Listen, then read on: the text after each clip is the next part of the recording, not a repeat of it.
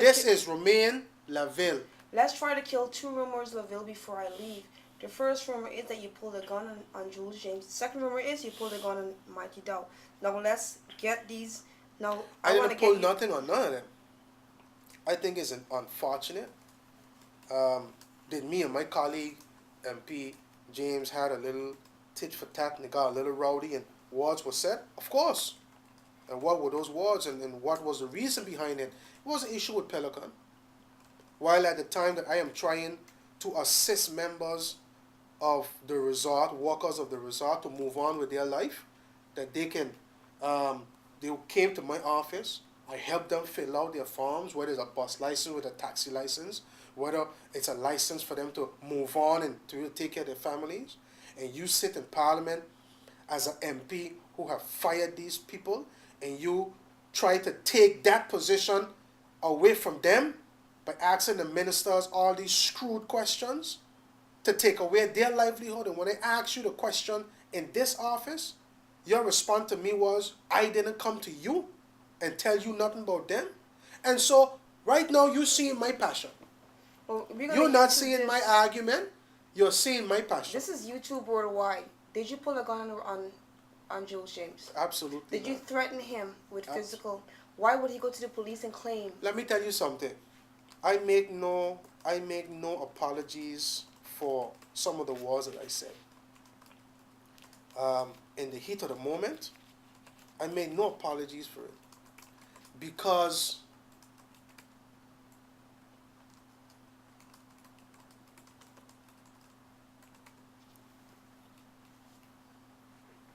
I have to get this. Listen to me carefully. One of those individuals was a very good friend of mine that worked at a shipping company on St. Martin. And his wife was one of those individuals that would let go. And when you have to put yourself in people's shoes sometimes, here is a mother of 2 teenage daughters, have worked for 20-something odd years in a company, have spent practically most of their time away from their families, and have given the sweat, blood, and tears to a company. And let go. And all the years that that individual and all of them have worked, they can't recoup that. And as a member, you sit and you lie to your members, and you lie to the people of St. Martin, and you bold-facedly put in the newspaper, page 30 and page 31 of the dismissal letter of letting them go. But here's the hot part. Her husband came to me and said, Romain, the company that I am working at is getting rid of people. I want to get a taxi license to be able to move on. My wife is fired. They got rid of them from the resort. That your member of parliament was a general manager that got rid of them. And I said to him, I said, go ahead and put it in.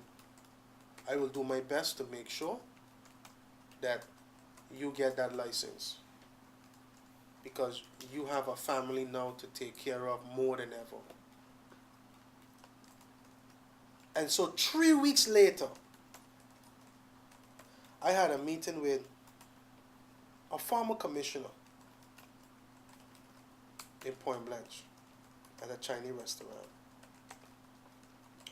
And I saw the commotion going on over by the shipping company.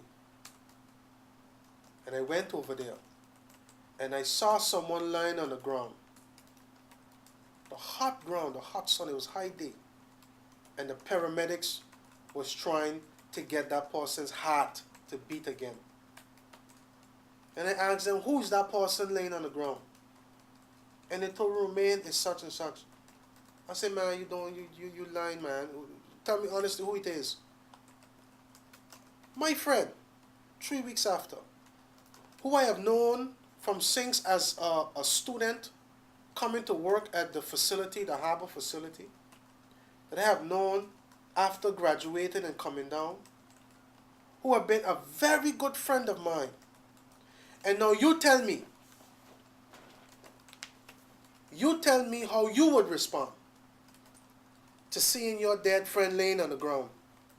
Nobody can call you and pick up the phone and say, hey, Romain, you know, your friend passed away.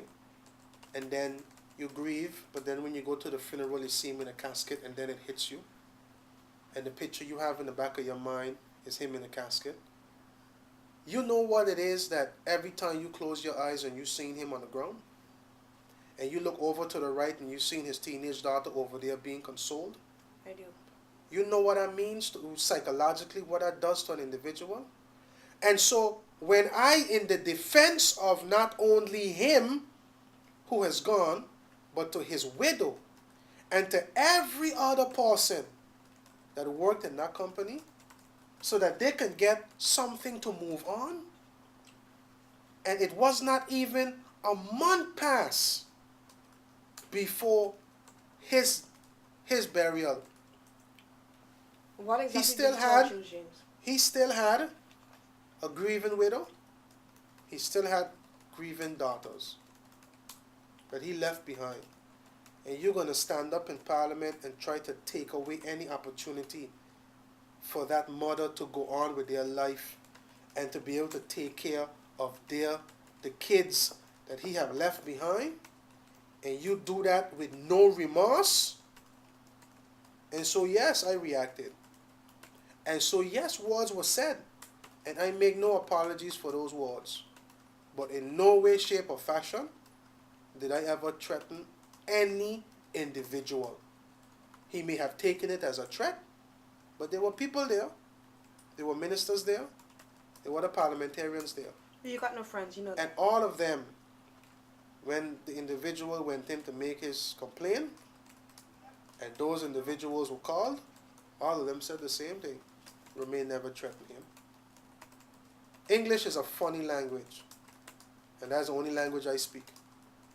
I don't speak no other language. And so I make no apologies for that. The mighty Dow. I never threatened anybody.